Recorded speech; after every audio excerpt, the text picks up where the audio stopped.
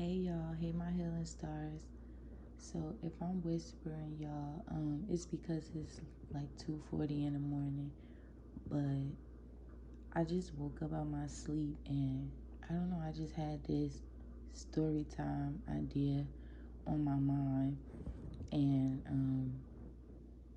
I just felt the need, like my spirit was like, get this out there, because if not, it was gonna be in my head and I was gonna be up all night and I wanna go back to sleep.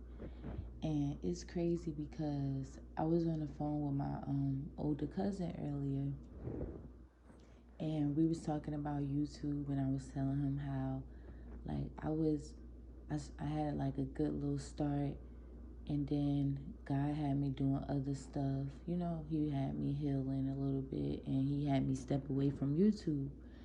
And I've been like seeing signs and getting signs about, just post your content. But for whatever reason, I was having a hard time finding something to post, or finding anything to talk about for that matter. So it was basically like a dry season. Like I had no creative juices flowing, like nothing, and I was just assuming, which I still feel like this, like God just wanted me to take a step back for a minute. Um, but then I was talking to my cousin tonight, and it was a good conversation. We was on the phone for like an hour, and he was talking about how he wanted to start a YouTube channel, and because my family, and I'm pretty sure a lot of y'all families, especially growing up when we grew up in Newark, we have a lot to talk about, because growing up in the time that we did, it was no therapy for kids. It was no talking about, things that we went through. It was just, it happened and let it go. You get what I'm saying? So I'm pretty sure now that we're all adults, we all have our stories. We all have things that we need to get off our chest. And this was just one of them. One of the things that I felt to need to have to get off my chest. And I'm going to talk about it. Is no shade towards anybody I mentioned in this video. But I just want to put this out here. You never know who could relate to you, or who you might be helping in the future. So, with all that being said, I wanted to talk to y'all about a story time of my near-death experience. Okay, so it was the summer before I started high school. So I had just graduated from 8th grade, right? And I had my first boyfriend. Let me know if y'all want a story time on how, well, I don't care what y'all want. Y'all gonna get whatever I give y'all. So I might give y'all a story time on how I got my first boyfriend. But anyway, so my first boyfriend, first love, whatever. Uh, we had got together, I think when I was like 13, and he was 16. He was 3 years older than me, right? He was 3 years older than me. I had daddy issues. My as y'all know from my previous videos, my father had left after I graduated 8th grade, and my grandfather had died.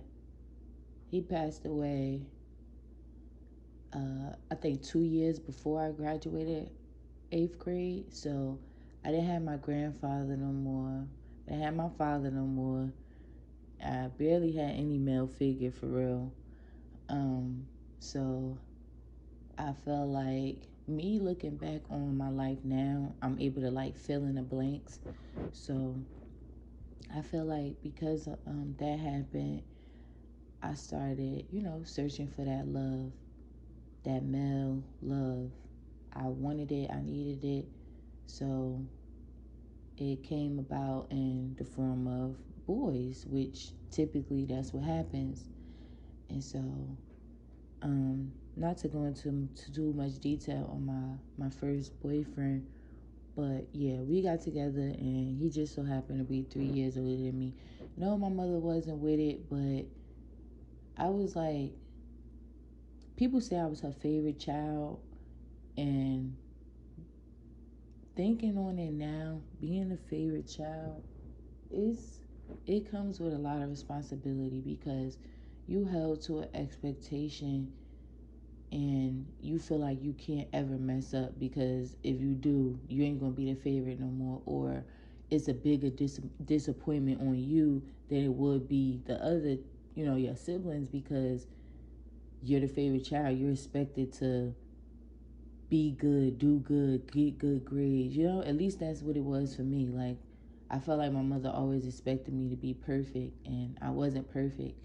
And I felt like whenever I messed up, like, not that she hated me, but it was just like, damn, she about to be mad at me. And I don't know, I'm gonna be probably rambling on, y'all know how I do my videos. I be talking about one thing and then it just go off into a little motivation type thing. So anyway, being a favorite child is a lot. It's a lot on the kid, like, and I felt it was a lot of pressure on me. Like, I always got good grades. I graduated salutatorian of elementary of 8th grade. I was salutatorian, and my mother was proud. Everybody was proud, but I wasn't perfect. I made mistakes, but the mistakes were never talked about. They were just like buried, you know? It just was like only the good parts of me were talked about. And I don't think that's right because um, it's fake. It's fake and it doesn't make the child feel good. The child is like, it's stressful, you know? So, anyway, getting back to the story, and there's no shade towards my mother. Like I said, she been through her stuff, so her parenting is her parenting because of the way she was raised, and you know, and so forth. Like, her parents' parenting was because of the way they was raised, and it all goes back. So I'm not blaming her or anything, but at the end of the day, this is my story, and I'm gonna talk about it. I hope my voice don't sound all weird and manly, but anyway, get to the point, Fatima. So, um, I had lost my virginity when I was like, I don't know if I was 13 or 14, but I was one of them. And it didn't happen how I wanted it, like how I pictured in the movies. And that's a whole nother story too. Like, growing up, we look at movies about love, and now we developing expectations of how love should be, and it ain't always like that. And then when it don't come in that form, now you feel like you've been tricked or let down. Like, the media, it be portraying all of this stuff, putting all this stuff in the kids' head, and we thinking that love and life is gonna be like a fairy tale, and it don't end up being like that. And then you be all depressed and stuff, and you don't get no therapy, so you never hear from it.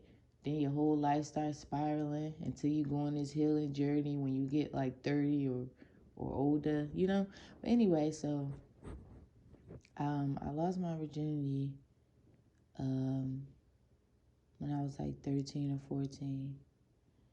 And it wasn't bad. It wasn't a bad experience, but I wanted it to be like in the movies, like some love and basketball type shit. And it was kind of like that, but it wasn't really like that. Like, but it was cool. It wasn't bad compared to, I'm sure, how some of y'all's was. At least my boyfriend ain't leave me after, and you know. So, but anyway, it was the summer after graduation, and it's crazy because you know how everybody signed your yearbook after graduation. People who knew that me and my boyfriend at the time was together, they were like, don't get pregnant, don't get pregnant. And they was putting that in my yearbook. Like if I feel like it, I'll probably add um some pictures of those messages, because a lot of people was like, I wish y'all the best and don't get pregnant and this and that, blah blah blah. Well, guess what? Your girl ended up getting pregnant. So I got pregnant, and I knew I was pregnant because my period was always regular. Like it always came on time. And this time I didn't get it. So I was on my phone. You know, we ain't really had that much technology for real back in the day as we do now. So I ain't really know too much to do. But I knew, I was like researching, and I'm like, what are the chances that you could get pregnant? Um, I don't know. Like I was just, cause the guy was where he was telling me that, he ain't let off in me, but baby, you did some. So, and I ain't know, it was like my first, like these was my first experiences. So I ain't really know too much about nothing. Like I was just trusting that he knew what he was doing, and you know. But obviously he didn't, or this thing was just too thing and too good. And anyway, back to the story. So I ended up getting pregnant, and I was so scared. Um, so I wrote my mother a note. I wrote her a letter, and I slipped it under her door. Oh no, I think I left it on her dresser. I left it on her dresser, and I basically said, like, I had sex and we didn't use a condom, and my period didn't come. Like it was it was straight to the point. It was straight to the point. So my mother ended up, what do you mean? Da da da da. You're not. No. All right. So after she read her letter, she came to me. I don't really remember too much of what she said, but I know she made me take the test. Obviously, the test came back positive, and she looked at me like, you ain't keeping it, right? And I'm in my head like, yeah, I know. But my heart is like, damn, like, what you mean? And because I always, like, let me tell y'all a little bit about me. I was the youngest sibling, right? So I always wanted a baby. Like, I always wanted, whether a sibling younger than me, or like, I used to dream about finding a baby, and y'all know, like, finding a baby on somebody's doorstep or in a basket or something, and just keeping it. Like, I always knew that I wanted to be a mother, right? So I'm like, no lie, I used to really be thinking that I was gonna find a baby and keep it, as if my mother was just gonna let me keep it. But that's the type of thoughts, the shit that was in my head. I just always wanted, like, I felt like a baby was gonna bring me love, was gonna make me feel loved, because I didn't feel like that's what I got growing up. Like after a certain time, like a certain point in my life. Like, I'm not saying that my mother didn't love me, and even my father, but he left, and my mother, if I messed up, she would be mad at me. Like, it wasn't like, okay, it's all right, don't worry about it. It was like yelling and yelling, like, what are you doing? You a straight A student, da da da da. So it was conditioned love. It was like, damn, if I wasn't perfect, you don't fuck with me. Like, you get what I'm saying? So I just thought, like, if I had a baby, baby would be mine, and my baby gonna always love me, type shit. So she was like, you're not keeping it, right? And I'm like, yeah. And a part of me was scared, so a part of me didn't want to keep it either, because I felt like I had an expectation of who, you know what I'm saying? Like, I had to be that perfect kid. Everybody knew I got all A's. Everybody, they just knew that I wasn't the fuck up kid. Like, those was my siblings. They was the fuck ups. No shit, cause I love y'all, but that wasn't my role. That was y'all role. So a part of me didn't want to keep it either, because I knew I had an image, to uphold, which is dumb. Like, it's so dumb that much pressure is put on kids, bro. So um so she ended up taking me on a little trip. that summer, and I still got pictures. I probably uploaded because I was pregnant, and I'm glad that I do got those pictures. I wasn't showing because I was only like 6 weeks, but looking at the pictures, I know like my baby was in there. You get what I'm saying? So it was a part of me that I always have. So she let me tell my boyfriend at the time. She was like, "Oh, and you know you ain't never seeing him again." I'm like, "Damn, I can't keep my baby. I can't see my nigga no more." Shit was over. My life was over. So, um, so yeah, she let me tell him. I went to go see him, and I told him like, yeah, she not letting me keep it. And we cried. We cried together, and he was like rubbing my stomach and stuff, and it was just like emotional. And then, okay, so let me talk about the clinic. So she took me to this clinic, and I don't remember like everything, but I remember I was on this cold ass metal fucking table by myself because she couldn't come in there with me. I was awake. They did not put me the fuck to sleep. I'm 14 years old. I'm laying on this fucking cold ass metal table, awake. Doctor come in. They explain whatever. And they use this suction thing they put in me, and they just start sucking my motherfucking baby out of me. Y'all, I'm talking, I'm playing around, but this is my personality. But this real. This real life. So y'all know how I am. If y'all don't, oh well. This how y'all gonna get the story. So they sucking my baby out of me. I'm just laying there. I don't know what I was thinking about. I just probably was uncomfortable, just wanted that shit to be over. It was just awkward, and it was weird and a little bit painful. So sucked the baby out. Then they just sent me on my way. Gave my mother the instructions, whatever. So, um, of course y'all know after abortions you bleed. So I'm bleeding. I never stopped bleeding. One day, I'm at home. It's nighttime. My mother at work. I'm laying in the bed and I'm cold. Like I'm so freaking cold. I'm like freezing cold, shivering, shaking, chills, everything. I could not go to sleep because I can't sleep when I'm cold. I don't know how some people do it, but I cannot sleep when I'm cold. So I call my mother. I call her at work. I'm like, Mom, I'm cold. Like, I'm just shaking. She like, take your temperature. So I took my temperature with one of them little rinky dink as thermometers that we had back in the day where you put under your tongue and you wait for it to beep. We had like four of them just laying around the house. I don't even know where they came from. But some of them worked, some of them didn't. So, I put the thermometer in my mouth. I take my temperature. My temperature say 104 point something. Now y'all know that's high for adult. That mean death. Like, baby, you about to die. So my mother like, you sure it's 104? I'm like, that's what it's saying, but maybe it's wrong. She like, so I took it again and kept saying that. So she like, I'm coming home. I'm gonna take you to the hospital.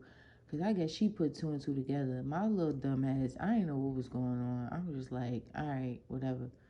So she come home, she take me to the hospital, and they take my temperature. Sure enough, shit just rising and rising. And she tell me, well, they tell her, she tell me that I guess some of the tissue, some of the baby, whatever was still left inside of me, and that I had developed an infection, and they had to go in and do a DNC. Now DNC is like another abortion almost, whatever. I'm not going into details. If you want to know what a DNC is, go look it up. But they basically go back inside of you and they scrape your uterus, the wall of your uterus, and they get all the tissue out and all that stuff. So it's basically like they finished the first abortion up because they ain't finished it the first time. So, y'all, this is not funny, bro. This is not funny, I promise you. But I don't know. I'm weird. Anyway, back to the story. So, like, I don't know if y'all expect me to just be up here crying and that'll probably make it more relatable. I can't do that. I laugh at everything. Anyway, so so yeah, so they did that. The doctor was scaring me. He said, "Oh, this your second abortion, and you might not have kids when you get older." So I'm scared. I might not what? Anyway, so they did that. I was in the hospital for like a week because I had the infection, and they had to give me antibiotics and all that stuff before I was able to go home. So I was in the hospital for like a week. Um, None of my family really knew. My mother ain't tell nobody. She just covered it up. I don't know if she was trying to protect me or if she was trying to protect the image of me or what, but we ain't never talk about that shit again. I don't know what, I forgot what she told people while I was in the hospital. Probably some asthma or something. I don't know. She told them something and I just ran with it. She just told me, look, this is what I told everybody. Da, da, da, da. This is the story we going with. So I'm like, I never went to therapy. Never talked about it ever again. Ain't nobody even ever know about it. My father ain't never know. So if he watched this video, I don't know how he gonna feel. But yeah, I had got an abortion, Dad. Say no, let me stop. But yeah, so y'all. Alright, um so after that, um so yeah, so the doctor told me if my mother didn't bring me in that night, that if I would have went to sleep, I wouldn't have woke up. I would have died in my sleep. So that was my near death experience. I didn't even know how serious it was until now. And looking back on a lot of stuff in my life, I knew I had God, my angels, my grandfather. You know, I knew I had them with me because, y'all, I did a lot of stupid shit in my life. And I'm going to give y'all another story time. I'm going to give y'all a story time about how I got with my first boyfriend. And I'm going to give y'all a story time about how when I was in 10th grade, I was like 16, and I went to go see this grown man that I met at a block party. I'm gonna give y'all that story time too. Yeah, I promise y'all, God, my angels, they was with me like my whole life because the shit that I did or that I've been through, I should have been gone. But anyway, so yeah, they said that if my mother hadn't brought me in that night, if I would have just went to sleep, then that would have been the end of me. So, I guess shout out to my mother, intuition or instincts or something. And shout out to me for not being able to sleep while I'm cold. So anyway, moved on from that. And then ninth grade came. Ninth grade came and I got to school and I saw like 2, 3 pregnant people. And y'all, that shit hit so hard. I was like, damn, I could have kept my baby. I wouldn't have been alone. Like, is other girls out here like me? Like, and they keeping their baby and having to see them every day with that pregnant stomach and knowing that my baby got taken away. I didn't even have a choice or a say so.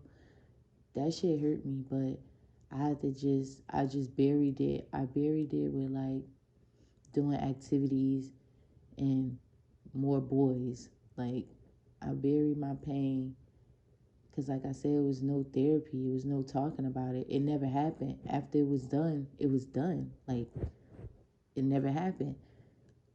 Um, so I got to high school. It was a whole new set of boys, and I just started exploring my first love.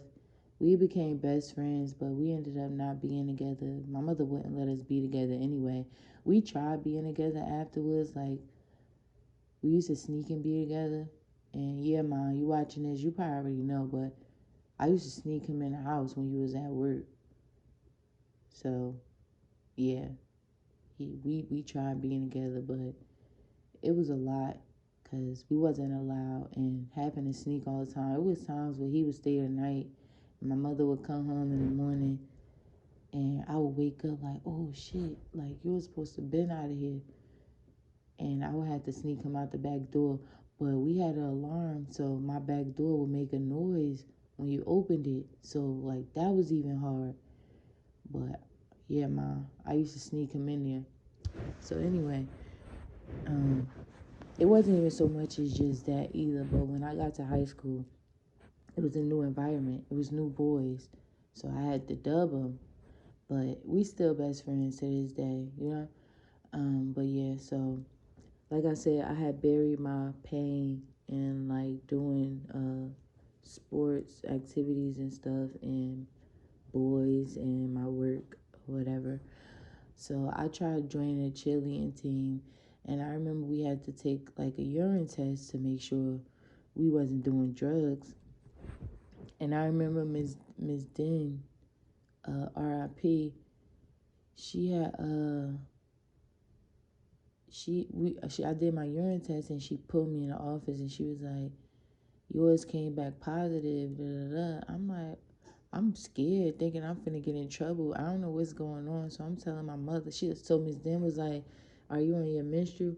And I just lied. I was like, "Yeah, I'm going off." And she was like, "Well, come back once you go off and retake it because it came back positive. But sometimes it comes like that when you on your menstrual."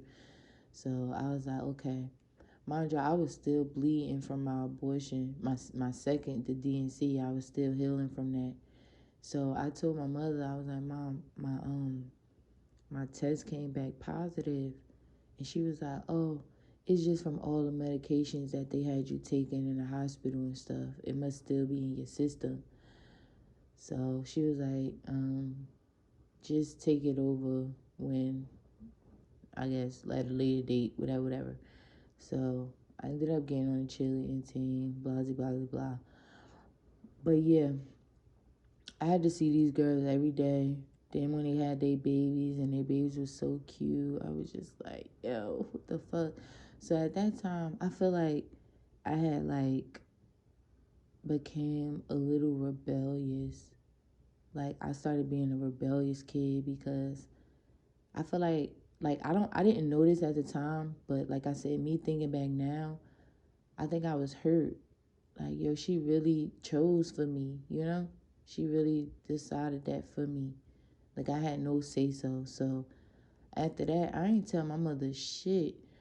Like, to this day, she'll find out shit, and it'll be years later when she found out. When I tell her, it'll be years later. Like, she gotta pull my teeth to get something out of me now. And like I said, there's no shade towards her. It's just that I didn't want her deciding for me no more because that was a big decision and that hurt me. Like that was my kid, that was my baby, and I didn't have no say so in if I wanted to keep it or not. So so I started just being sneaky as fuck and doing a whole lot of dumb shit that could have got me in worse situations. Luckily it didn't though, you know.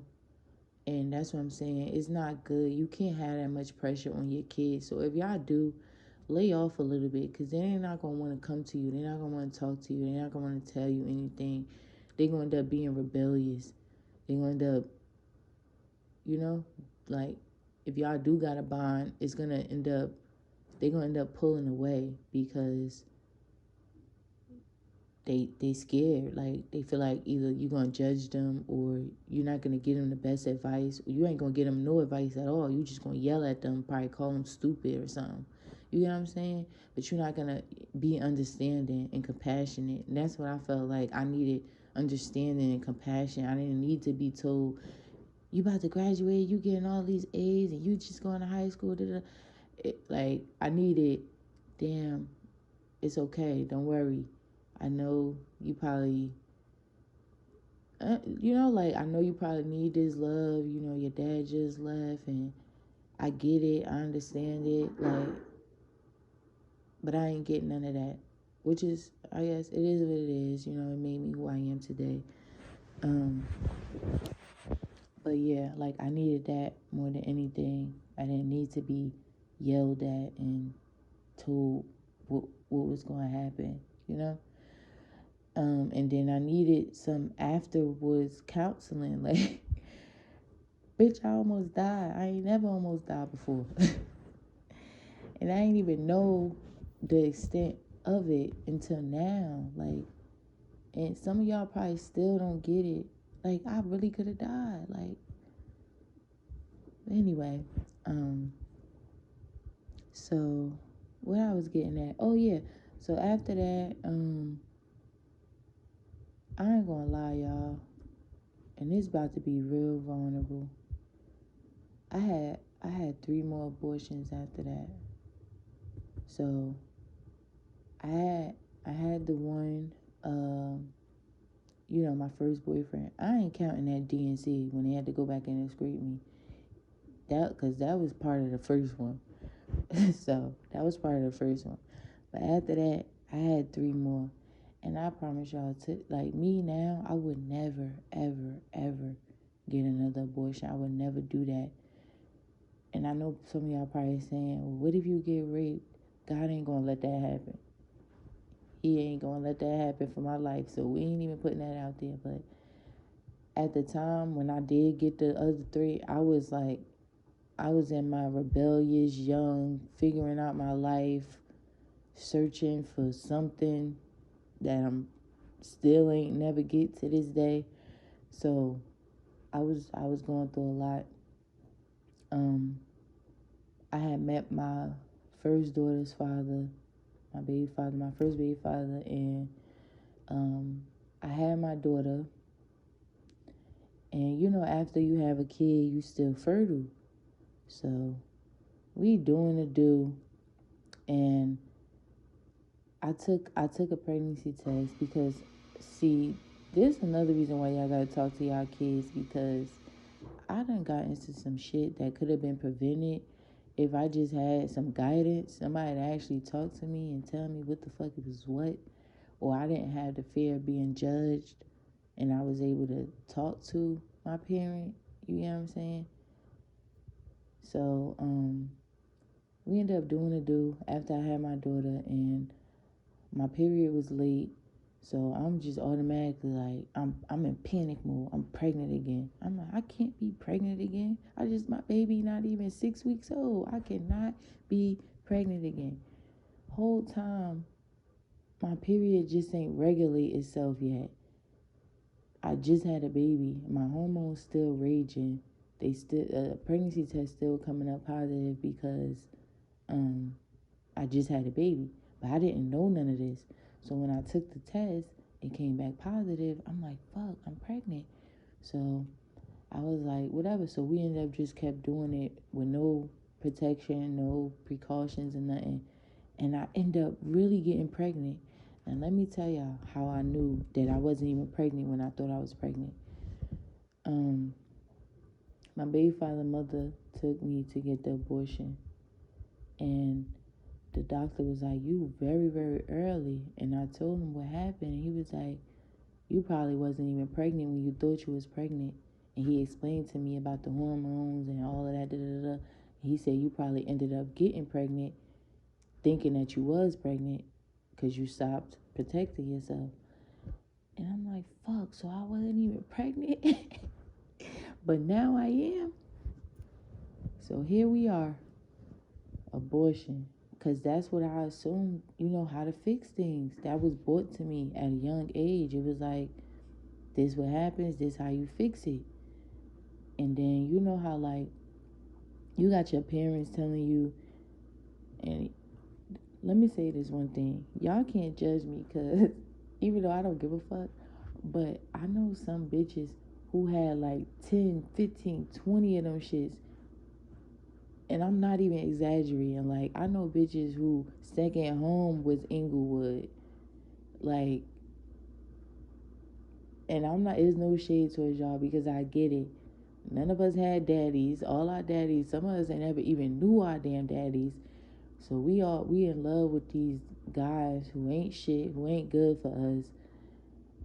And they ain't shit because of the shit that they've been through. They parents didn't even fucking love them. So we just a whole bunch of fucked up ass kids trying to figure it out basically. So I get it. I'm not judging y'all, but I know bitches who stayed in the clinic. But anyway, that's neither here nor there. You got the dad's parents saying, "Oh, you better not bring no baby in here." You got the nigga saying, "I ain't ready for no baby." Then you got your mother saying, "You better not bring no baby in this house, or you gonna get kicked out. You gonna have to raise it on your own, or figure it out on your own." So my only option is abortion. That's all I know. You feel me? So I got introduced to it, and that was my quick fix. So I had that abortion. Then, like a few months or whatever, I don't know how long after that, this nigga ended up getting me pregnant again. Bro, this nigga got me pregnant again. So, this time, his mother ain't take me. This time I went with one of my friends. She was trying to get one too. That's what I'm saying, yo. This was a thing. Like, this was a thing.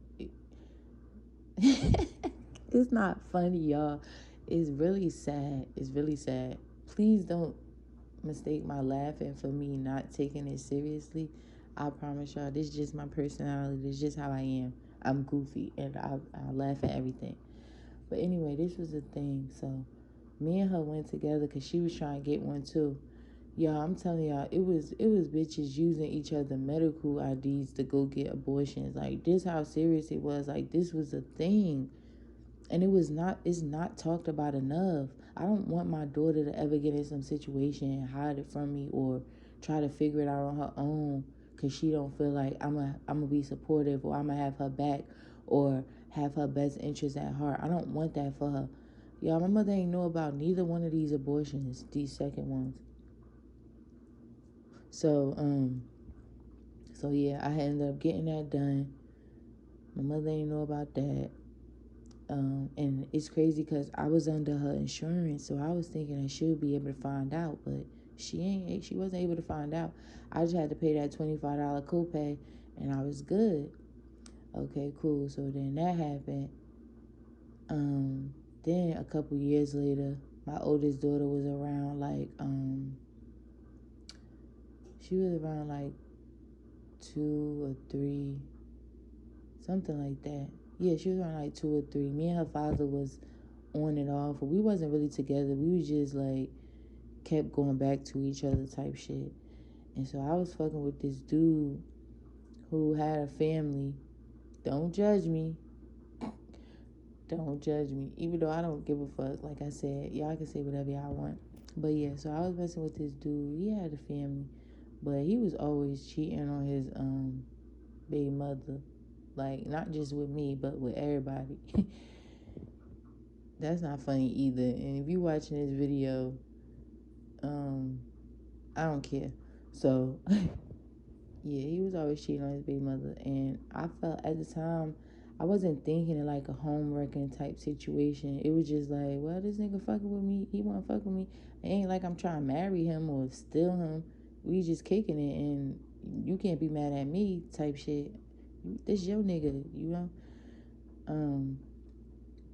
But looking back, I kind of still feel the same way. But at this age I am now, I wouldn't engage in that. Like, niggas are weird, but if I knew that a nigga had like a family, or he was still with his baby mother or whatever, I wouldn't mess with him. But I still kind of feel like, this your nigga. But at this age now, I'm not messy, so I kind of care. First of all, I don't want nobody else man anyway at this age. Like, what is that? I'm not dealing with that. What? But anyway, so yeah, so I'm dealing with him. I'm probably like 20, 21, something like that. Let me see, 18, 19. Yeah, I'm probably like 20, 21, because my daughter was like 2, 3. I had her when I was 18. So, he ended up getting me pregnant, and I just knew I cannot have this man baby. My mother don't even know about him. Don't nobody know about him but my friends. I cannot have this man baby. So what I do?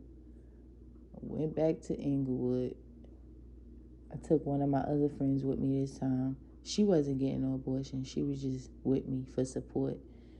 And the guy said he was gonna come with me, but of course he ended up not coming.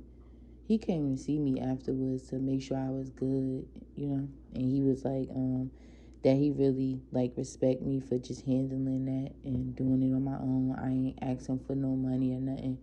I just took care of it on my own because I'm a real stand up female, you know. I don't be. I'm not one of them females like, oh, you gotta give me all this money for this abortion. I was never like that, like, cause I was always good on my own. So yeah, he came to see me afterwards, but then after that, we kind of like stopped messing around. And yeah, that was my last abortion. I was like 20, 21. And after that, I was like, all right, bitch, you gotta do better. You got to do better. So yeah, that was my little near death experience story of how my mother made me kill my baby. Say nah, but for real. But I love my mother, and I don't blame her either. You know, I really don't. Honestly, it's just generational curses, things that we gotta learn from. We gotta do better. But I just want to say, if y'all still getting abortions at this grown ass age, y'all in the fucking way, bro. Because for one, how you not making better options for yourself? How you not choosing to be better? Like, how you still laying up with fuck boys and then complaining when you get pregnant and saying, oh, I want a family, I can't. And I'm not throwing shade towards nobody. I promise I'm not. But niggas know how I feel. So it is what it is. How you not making better choices? How you not learning from your mistakes? Like, I feel like everything is about age appropriate, mentally growing. And if you still at that, like where you was years ago, that's weird to me. It's like, how you not moving? Like, how you not growing? How you not learning? Because baby, you can't pay me today to be in some messy shit that's gonna get me, you feel me? Like, and like I said, it's no shade, but it's just, I just want us to make better choices for ourselves and for our kids, because most of y'all got kids now. And I just want y'all to make better choices, make better decisions, heal from your past. Like, if your mother wasn't the best mother, if she put you out before, you know, if she told you she was gonna put you out when you got pregnant, be better for your kids. You can't hold on to that. You gotta, at some point, y'all gotta grow. At some point, y'all gotta heal, or else shit just gonna keep continuing. Like, and it's not good. You fucking up your body. You out here murdering babies, and you still making poor decisions. But you know your soul want more. Like, you know you want a family. You know you want that happy ending, but you're not working towards it. You're not making the decisions towards it. And I'm at the point in my life where I'm not fucking with it. I'm cutting people off, and niggas know if you not elevating, I'm why like I'm gonna love you from a distance, but I can't be around that no more. And you can say whatever you want. Y'all can say or feel however y'all want. I'm not dealing with it, bro. Because I'm on a whole different mission. I'm on a whole nother level. And I'm not like putting myself above nobody. I'll never do that. But it's just like, bro, if you're not growing, like, what are we doing? We ain't got nothing in common. And it's like, I be talking and talking and talking and try to help people, and it's like, it just be going in one ear and out the other. So at some point in time, I just gotta fall back and realize that you was with me all this time, but you ain't meant to come with me during this next chapter of my life. So I say all that to just say, y'all make better decisions. Like, you can't blame everything on a nigga. Sometimes you gotta take that accountability too. Like, we grown now. We ain't kids. You could have had excuses back then, but you not no kid no more.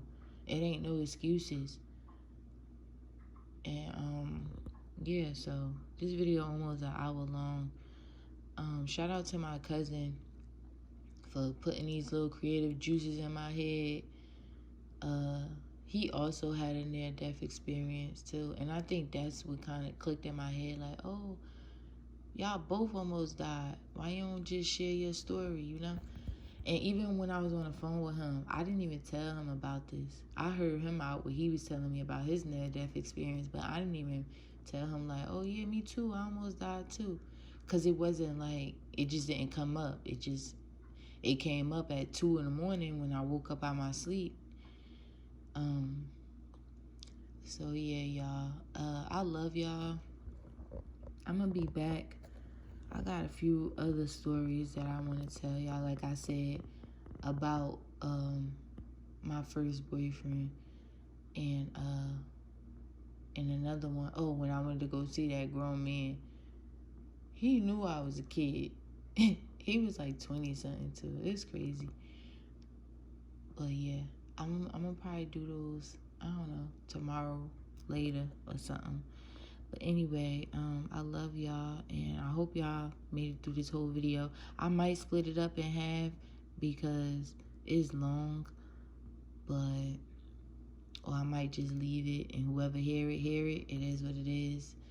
But I love y'all, and I'll see y'all in my next video. Bye.